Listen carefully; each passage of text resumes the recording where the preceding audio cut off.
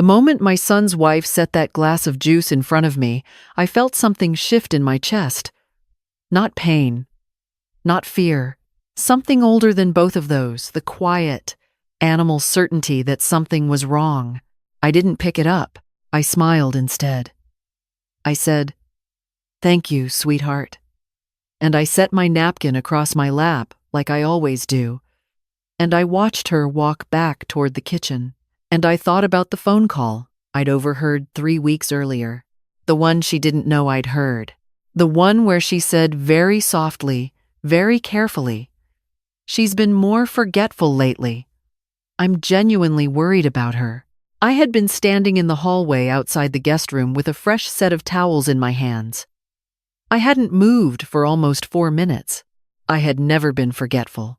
Not once in 64 years. My name is not important. What's important is that I spent 31 years as a registered nurse in a large hospital in Ohio.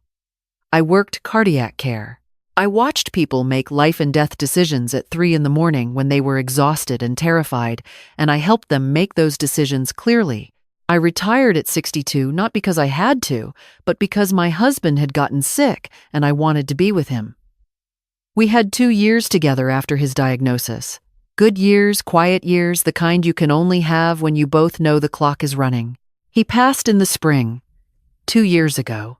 Left me the house, the savings, everything we'd built together over 37 years. My son is my only child. I love him. I have always loved him. When he was 7, he broke his arm, falling from a tree in the backyard, and he cried the whole drive to the emergency room, not from pain, but because he thought I would be angry at him. I held his hand and told him I wasn't angry. I told him I would never be angry at him for getting hurt. I meant it then. I still mean it. His wife is a different matter. I had never been able to put my finger on exactly what it was about her that made me careful. She was pretty and polite, and she remembered my birthday every year without being reminded. She said the right things at the right times. But there was something behind her eyes when she looked at me that I recognized from my years in the hospital. I'd seen it in family members sometimes, the ones who asked too many questions about the estate before the patient had even stabilized. The ones who stood just outside the room doing calculations I couldn't quite hear. I told myself I was being unfair. People are allowed to think about practical things. Grief does strange things to families. And then I overheard that phone call. And then 2 days later, my son sat down with me at the kitchen table, in my house, and said, very gently, that he and his wife had been doing some research about estate planning, about what happens to property when someone passes unexpectedly, about a document called a living trust that would allow him to manage the house on my behalf, just in case something ever happened to me. I asked him what he thought might happen to me. He said he just wanted me to be protected. I nodded and said that was very thoughtful of him. I asked him to leave the papers with me so I could look them over. He seemed relieved. He patted my hand. He said, "You don't need to worry about the details, Mom. The lawyer already looked it over." That sentence stayed with me for a long time. The lawyer already looked it over. Not, "Here is the lawyer's information so you can call and ask questions." Not, "We can go over it together."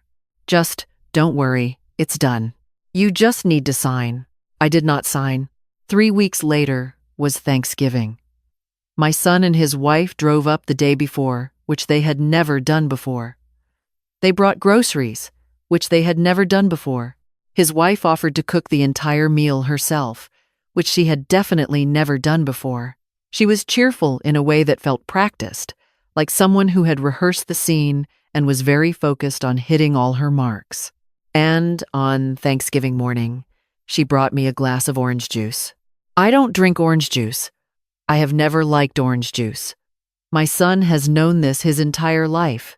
When he was a child, I always kept apple juice in the refrigerator because I didn't want to keep something in the house that I wouldn't drink. His wife had been to my home for Thanksgiving, Christmas, and Easter for 11 years.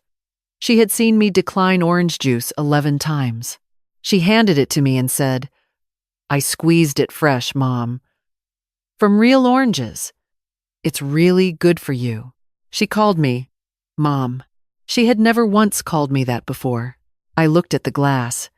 It was beautiful, actually pale gold, a little pulpy, exactly what fresh squeezed looks like. She was watching me with a smile that didn't quite reach the corners of her eyes. My son was on the other side of the kitchen counter with his back to us, doing something with the coffee maker. I said, "That is so thoughtful. Can you set it right there? I'll have it in a minute." She set it on the counter. She went back to the stove. I waited. I watched. At some point, when both of them were occupied, I took the glass and poured it very slowly, very quietly, down the sink. Then I rinsed the glass. Then I put it back on the counter and said, "That was wonderful. Thank you." I felt sick saying it. But I also felt something else. Something focused and cold and precise. The way I used to feel at 3 in the morning when a patient's blood pressure was dropping, and I needed to think faster than the situation was moving. I needed to understand exactly what was happening in my own home. We sat down to eat at 2:00. My son had made the turkey, which he was proud of, and I told him it was perfect even though it was a little dry. The table was set with my good china. There was a centerpiece that his wife had brought from home. Everything looked exactly like a Thanksgiving that someone had staged to look like Thanksgiving. My son brought up the trust documents again over dinner. Very casually, between the sweet potatoes and the green beans, like it was just a small thing he'd remembered. He said the lawyer had made a few small adjustments. He said it would only take 5 minutes to sign. He said he had the papers in his bag. I said, "Let's enjoy the meal first." His wife put her hand over my son's hand on the table and she said, very softly, "Of course. There's no rush." But I saw her look at him, and I saw what was in that look. It was impatience, dressed up as patience. It was someone who had planned something very carefully for a very long time and was waiting for the last step to fall into place. I excused myself after dessert to rest. This was not unusual. I sometimes take a short rest after big meals. What was unusual was that the moment I got to my room, I locked the door, opened my laptop, and called my friend Patricia on video chat. Patricia and I trained together as nurses in 1983. She is 70 years old, sharp as a blade, and married to a man who spent 30 years as an estate attorney before he retired. I told her everything. The phone call, the documents, the orange juice, the look across the table. There was a long silence on her end. Then she said, "Dorothy, listen to me. Don't sign anything. Not one piece of paper. Tomorrow morning, I'm going to have Richard call you." I said, "It's Thanksgiving," she said. "Richard doesn't care."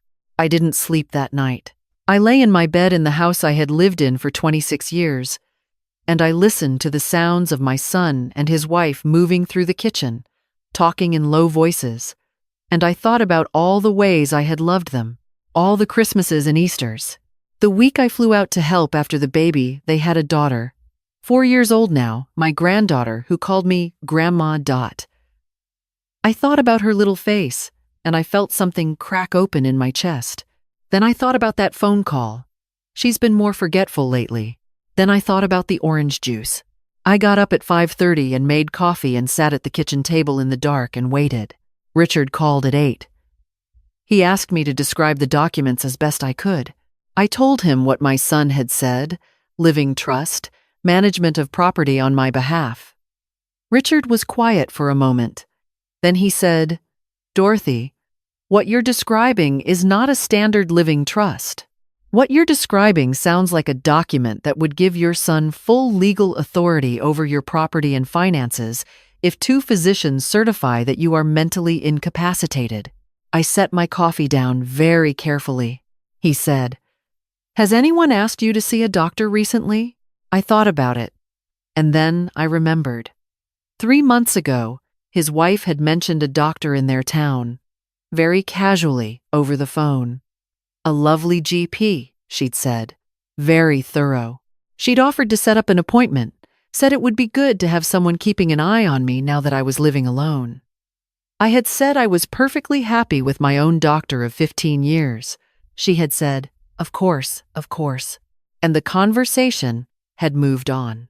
I told Richard this. There was another silence. He said, I want you to do something for me. I want you to go to your own doctor, not anyone your son's wife recommends, your own doctor, and ask for a full cognitive evaluation.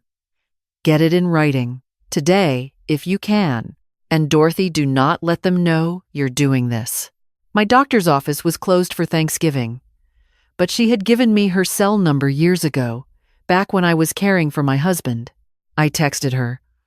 I said it was urgent and not a medical emergency, and I was so sorry to bother her on a holiday. She called me back in 20 minutes. I explained what I needed. There was a pause, and then she said, my son and his wife were still asleep. I left a note on the counter, gone for a walk. Back soon.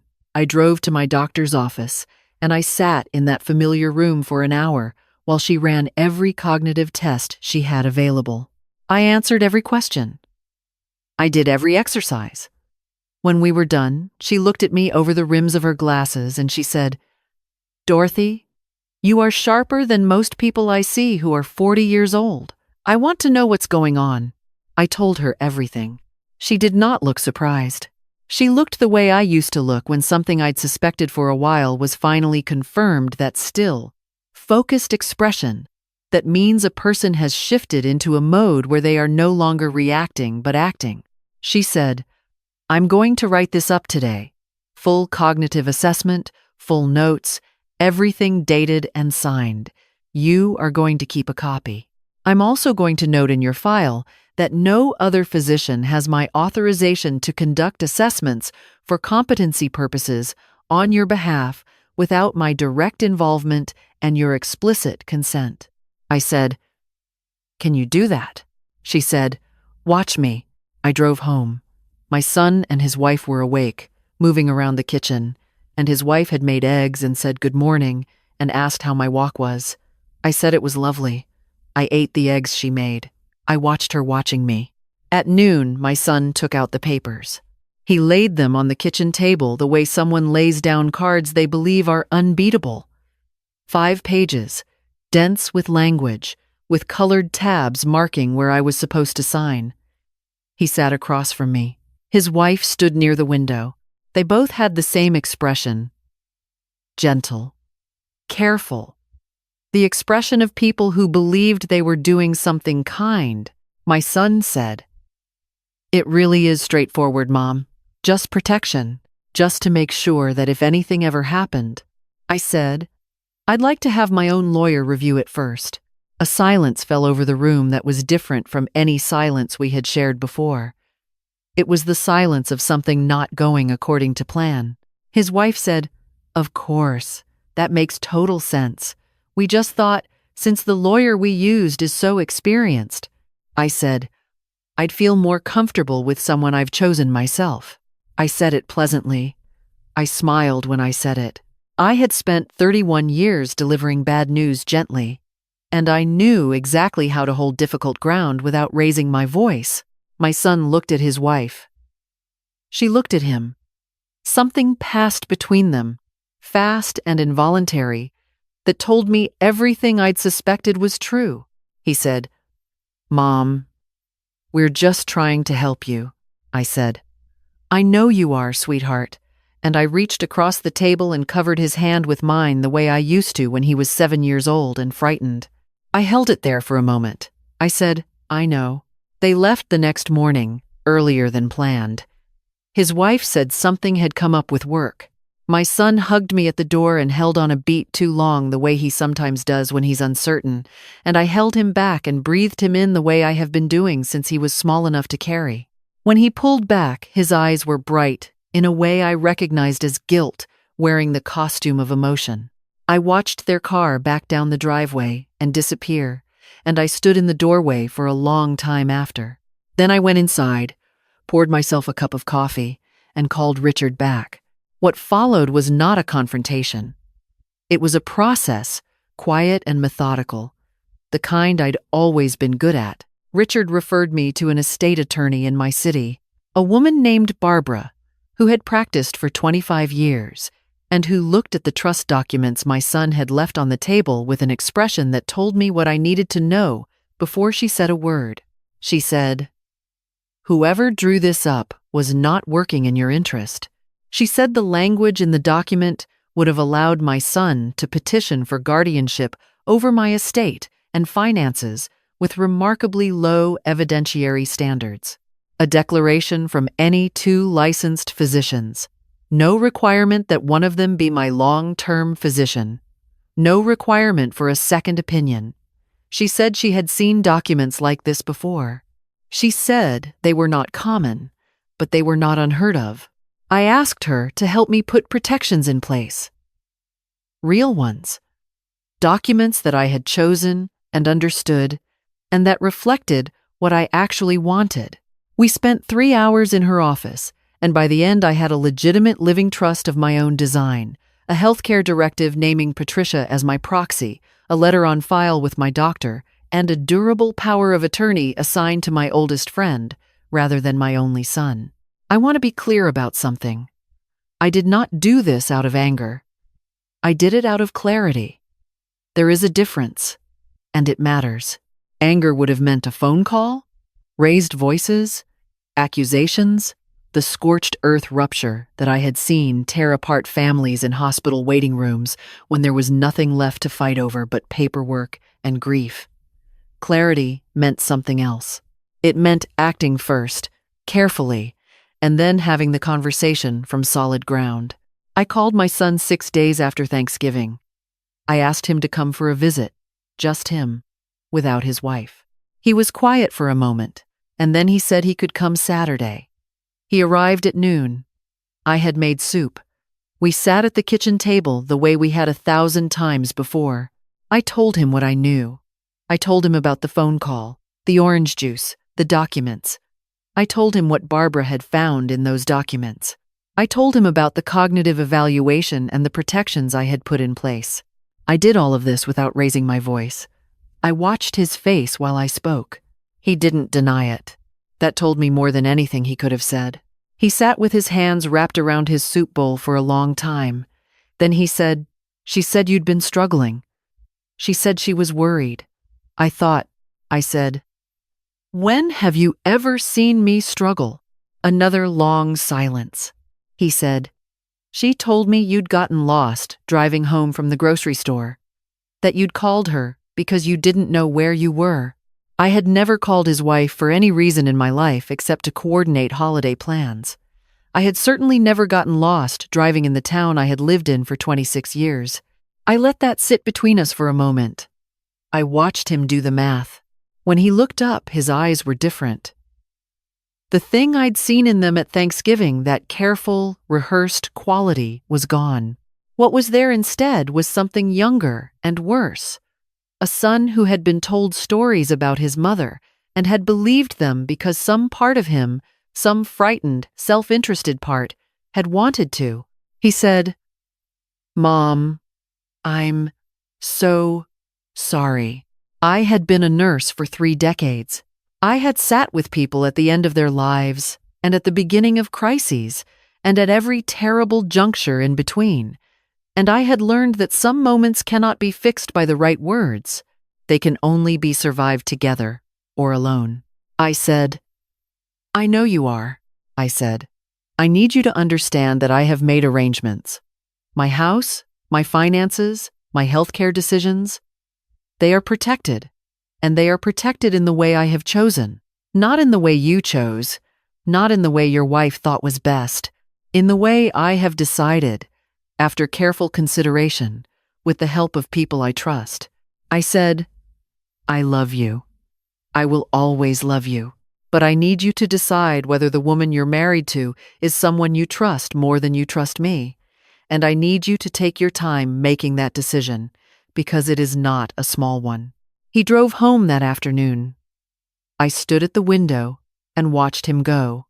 And then I sat down in the chair my husband used to sit in, and I stayed there until it got dark. Grieving is strange. People assume it only happens when someone dies. But you can grieve someone who is still alive and still calling you on birthdays and still sitting across from you at the table. You can grieve the version of a person you believed in before you learned something true about them. That kind of grief doesn't announce itself. It settles into the ordinary things: the soup going cold on the stove, the sound of a car disappearing down the street, the particular quality of late afternoon light in November. I missed my husband in a way that was physical, almost. He had been the kind of person who would have known exactly what to do. He would have made one phone call and it would have been the right phone call, and then he would have made me tea and sat with me until I felt steady. I found myself talking to him sometimes, not out of confusion, just out of habit and love, and the simple need to say things out loud. My granddaughter called me in December. She was 4 years old, and she had apparently gotten a hold of her mother's phone, and she said, "Grandma Dot, are you coming for Christmas?" And her voice was the same as it always was, pure and expecting, and entirely unconcerned with the things adults do to each other. I said, "I don't know yet, sweetheart." She said, "I made a picture for you. It's a horse, but it looks like a dog." I said, "I love it already." She said, "Okay." I laughed for the first time in weeks. My son called 3 days later, without his wife. He said he had done a lot of thinking. He said he had asked his wife some questions and gotten some answers that had clarified things for him considerably. He didn't elaborate on what those questions were or what the answers had been, and I didn't ask. Some things are private even between a mother and her son. He said, "I should have protected you. I should have been the one protecting you. Instead, I was." He stopped. He started again. "I should have been smarter," I said. He said, "I know, Mom." We talked for a long time that afternoon. About his father, about the house, about Christmas. We talked the way we hadn't talked in years, without agendas, without the careful managed quality that I realized had been there for a while, maybe longer than I'd let myself notice. I didn't forgive everything in that one conversation. That is not how forgiveness works, in my experience. Forgiveness is a choice you make not once, but over and over, every time the memory surfaces. Every time you choose not to let it poison the present.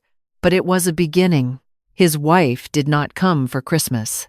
My son came alone, and we sat at my table and ate the meal I cooked, and afterward we looked at old photographs, and he cried a little, quietly, the way he has always cried since he was small.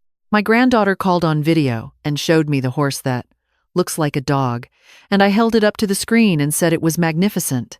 I am still in this house. My house. The one my husband and I chose together. The one where my son grew up. The one where I have kept a garden for 22 years. The documents are filed and in order. My doctor has my records. Barbara checks in with me quarterly. Patricia and I talk every Sunday. I have thought about why I'm telling this story. Not because I want sympathy. Not because I want to assign blame or hold up my decisions as the right ones for everyone. Every family is different. Every situation has layers I can't see from the outside, and neither can you. I'm telling it because I spent 31 years watching what happened when people didn't pay attention, when they trusted that the people around them would look out for them, when they signed things without reading them because someone they loved said, "Don't worry, I've handled it." I watched it happen to smart people, to careful people, to people who had lived full and competent lives and simply didn't know that the people closest to them were capable of certain things. I want you to hear me when I say this. Being loved does not protect you. Not always. Sometimes, the people who love you most are also people who want things from you, and those two facts coexist in the same heart without canceling each other out. That is not a comfortable thing to know. But it is a true thing, and true things have a way of protecting you if you let them. Keep track of your accounts. Read the documents before you sign them. Have your own doctor, your own lawyer, your own friend who will pick up the phone on Thanksgiving. Not because you don't trust your family, because you respect yourself enough to know that trust should be earned, maintained, and never used as a reason to stop paying attention. I'm 64 years old. I walk 2 miles every morning. I have a garden that is doing extremely well this year. I play cards with Patricia on Fridays. My granddaughter is coming to visit next month, and I am going to teach her how to bake the apple cake my mother taught me. And she is going to make a mess of it. And I am going to love every second. My husband used to say that the most important thing a person can do is stay awake. Not in the obvious way, in the quiet, daily way, the way that means you notice things, you ask questions, you don't let comfort make you careless. He said it was the same principle in business as in medicine, as in love. Stay awake. I have tried to do that. Some days I'm better at it than others, but I am still here, and so is everything I worked for. And on certain mornings, when the light comes through the kitchen windows at just the right angle, and the coffee is hot, and the house is quiet, that is enough. It is more than enough. It is exactly everything.